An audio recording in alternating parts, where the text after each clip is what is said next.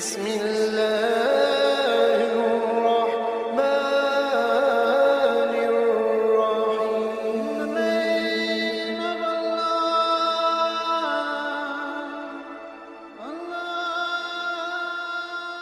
الرحمن الرحيم. بسم اللہ الرحمن الرحیم. شروع اللہ کے نام سے جو بڑا مہربان اور نہایت رحم والا ہے.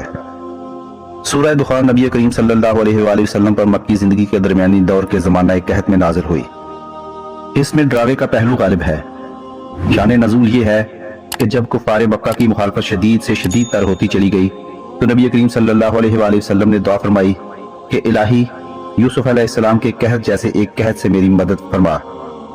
یعنی جس طرح حضرت یوسف علیہ السلام کے زمانے میں شدید قحط نے لوگوں کو ہلاک کر کے رکھ دیا اور لوگ اللہ تعالیٰ کی طرف متوجہ ہو گئے، ایسا ہی ایک قحط اہل مکہ پر بھی مسلط کیجیے تاکہ ان کے دل نصیحت قبول کرنے کے لیے نرم پڑ جائیں. چنانچہ اللہ تعالیٰ نے اپنے پیارے نبی صلی اللہ علیہ وآلہ وسلم کی دعا قبول فرمائی اور سارے علاقے میں ایسے زور کا قحط پڑ گیا کہ لوگ بلبلا اٹھے. آخرکار کفار نے ابو سفیان کے ذریعے نبی کریم صلی اللہ علیہ وآلہ وسلم کی خدمت میں یہ درخواست بھیجی کہ اپنی قوم کو اس مصیبت سے نجات دلانے کے لیے اللہ سے دعا فرمائیں. قریش کے سرداروں نے یہ بھی کہا کہ ہم وعدہ کرتے ہیں کہ اگر قحط دور ہو گیا تو ہم ایمان لے آئیں گے. آپ صلی اللہ علیہ وآلہ وسلم کی دعا سے اللہ تعالیٰ نے انہیں قحط سے نجات عطا فرمائی، لیکن یہ کافر لوگ اپنے وعدے سے پھر گئے اور ایمان نہیں لائے. اسی موقع پر اللہ تعالیٰ نے یہ سورت نازل فرمائی.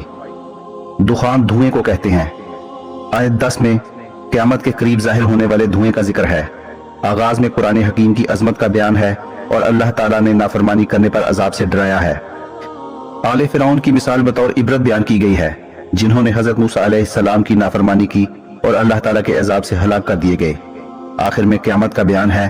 پھر اہل جہنم پر مختلف عذابوں کا ذکر ہے اور اہل جنت پر اللہ تعالیٰ کے مختلف انعامات کی خوشخبری دی گئی ہے. دوستو ویڈیو اچھی لگی ہو تو چینل کو سبسکرائب ضرور کیجیے گا. اللہ تعالیٰ آپ کا حامی و ناصر ہو.